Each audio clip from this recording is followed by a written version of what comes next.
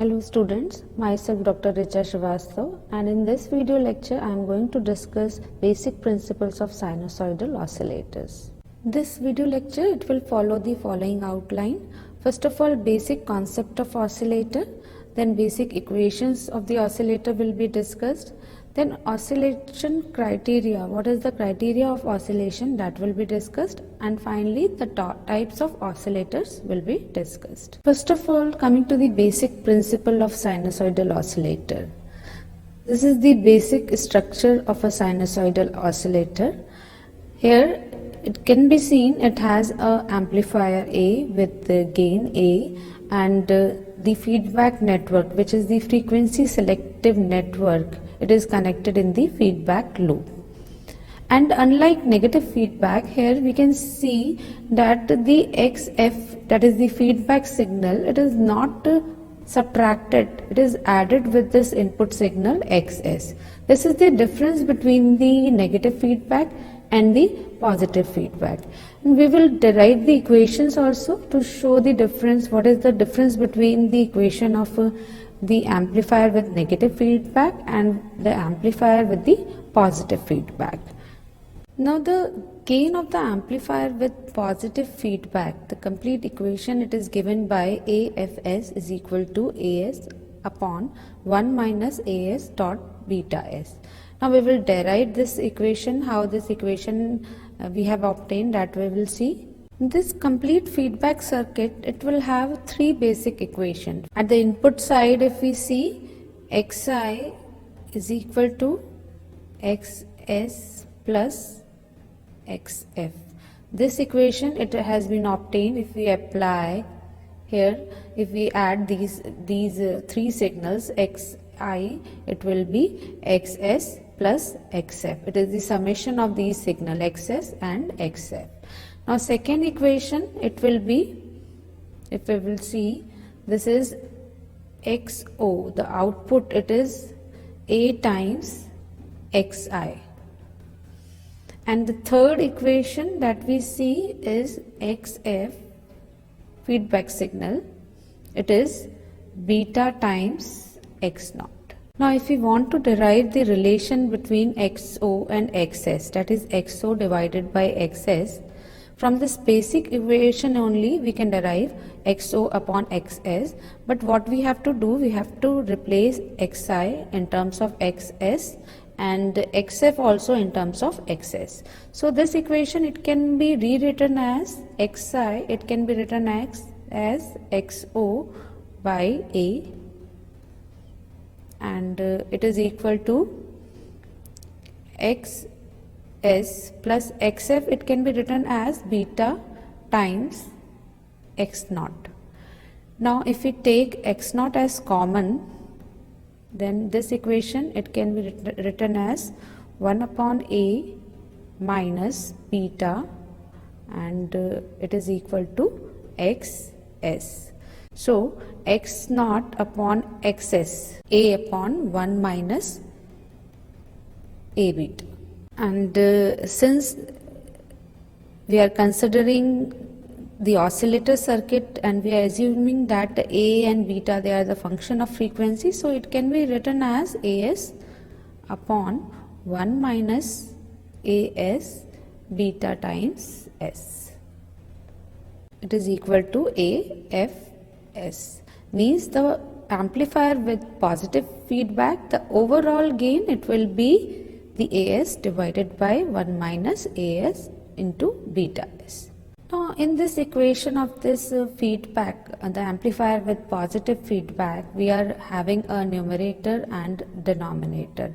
In this denominator, the product of AS and beta S, it is known as LS, or it is also known as loop gain. We call this product term as loop gain, means the gain, this A and beta multiplied together, they will give us the loop gain of this amplifier. And this complete denominator 1 minus AS multiplied by beta S, it is known as the characteristic equation. If we replace in this equation AS beta S by LS, then this complete equation, it can also be written as AS divided by 1 minus Ls, where Ls is the loop gain, and this factor it is known as the characteristic equation of the feedback amplifier. Now once we have find out the overall gain of this positive feedback amplifier, we have to find out the condition at which this amplifier with positive feedback it will behave as the oscillator. Means we have to find out the criteria of oscillation for this circuit. We have this equation AFS is equal to AS upon 1 minus AS times beta S. Now in this equation, if let's say the loop gain, the product of A dot beta is 1. If this product is 1, then what will happen? The complete gain of the amplifier, when the loop gain is 1, it will be approximately infinity. Means if A beta it is 1, then what will happen? This gain, overall gain, it will be As divided by 1 minus 1, it will be infinity. So from this definition or from this equation we can say that this amplifier it is having finite output even when this input signal is 0. Why I am saying that input signal is 0? Here this overall gain is XO by XS. The gain is infinite, it means this input signal is what? It is 0. Means at this condition, at this frequency, we can say this amplifier with positive feedback, it has the finite output even when the input signal of this amplifier is 0. So this condition is true for oscillator, because oscillator is a circuit which gives us finite output even when the input signal of this circuit is 0. So what is the criteria of oscillation for the amplifier? Means if at specific frequency, let's say the frequency at which it will behave as oscillator is F0, the frequency at this frequency, the loop gain A beta is equal to unity, and if loop gain is unity, the gain it will tend towards infinity, and if loop gain is unity, the gain AF it will tend towards infinity, or it will be infinite. Now at this frequency, the circuit it will have finite output for 0 input signal. This is the definition of the oscillator circuit, means it will have finite output for 0 input signal. So what is the criteria of oscillation? At frequency F0, or we can say omega naught, the loop gain it should be 1, means AS dot beta S it should be 1. If we replace S by j omega, it can be written as S j omega naught, beta j omega naught, it should be equal to 1. So this is the first condition for oscillation, that loop gain it should be equal to 1. So what is the first condition of oscillation? The loop gain it should be equal to 1 at this frequency omega naught. So if we replace S by j omega naught, here it will be A j omega naught and B j omega naught is equal to 1. And what is the second condition? That the phase of the loop it should be 0. So here we can see for oscillation the phase of this loop gain it should be 0.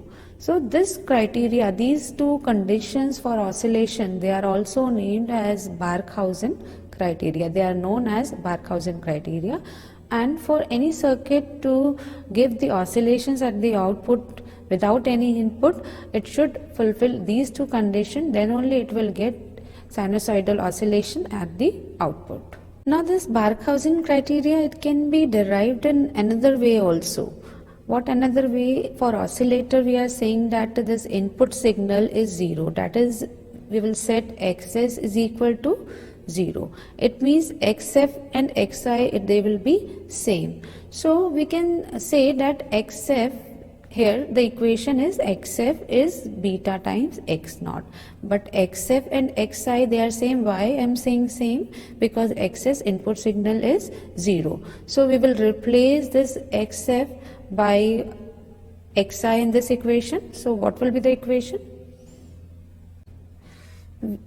We can derive this as xo is a times xi.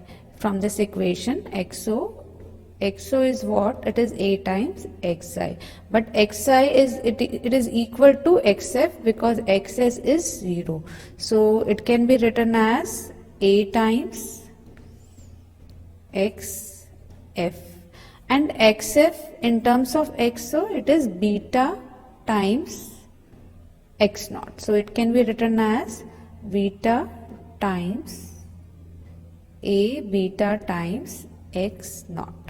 So x naught they will be cancelled out. So a beta it will be equal to 1.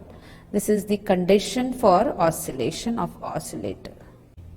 This is the first condition for any circuit to oscillate or to produce sustained oscillation at the output. Now we can examine the oscillator circuit with an alternative approach also. What is that approach? We can see the poles of the system. Means for oscillator we have the equation AFS is equal to AS divided by 1 minus AS dot beta S. This is the characteristic equation. If we see the roots of this characteristic equation, or we can say the poles of this system, we can find out whether the circuit will oscillate or not. Means the poles, or we can say the roots, they should lie on the imaginary axis only. It means the poles, they should be S is equal to plus minus j omega naught. Then only they will lie on the imaginary axis, and the system it will have, this is the sigma and the j omega axis. The poles, they should lie on this plus minus j omega axis only. Then only the system it will have sustained oscillations, and it will produce the sinusoidal waveform at the output. So if we have any circuit or any system, or we have the equation of the amplifier with feedback, and the poles of those amplifier are having the equation like this, that is S squared plus omega naught square. If any circuit it is having 1 minus AS dot beta S, it is having the equation as S squared plus omega naught square. It means the poles of the system, they will lie on the j omega axis, on the imaginary axis, and the system it will have sustained oscillation, and we can say that the circuit it will give oscillations at the output even when the input signal is not present at the circuit. Now coming to the types of oscillator, there are two main categories of oscillator. One is harmonic oscillator and another is relaxation oscillator. These harmonic oscillators, they are also known as linear oscillators.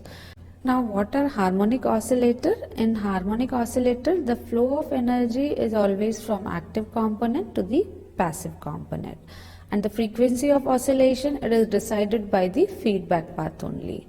But in case of relaxation oscillator, the energy is exchanged between the active and passive components. There is an exchange of energy between the active and passive components, and the frequency of oscillation, it is determined by charging and discharging time constant involved in the process. Now another difference is harmonic oscillator, they give low distorted sine wave output, and the relaxation oscillator, they give non-sinusoidal, that is sawtooth, triangular or square wave generated. Now the most basic types of oscillators, they are RC oscillators, Wien based oscillator, RC phase shift oscillator, LC oscillator, Hartley oscillator, then Colpitts oscillator, and the Clap oscillator or crystal oscillator. It is also known as crystal oscillator. So in this video lecture, we have studied the basic concept of oscillator, the oscillation criteria, and the Barkhausen criteria. What are the different types of oscillator? Thank you.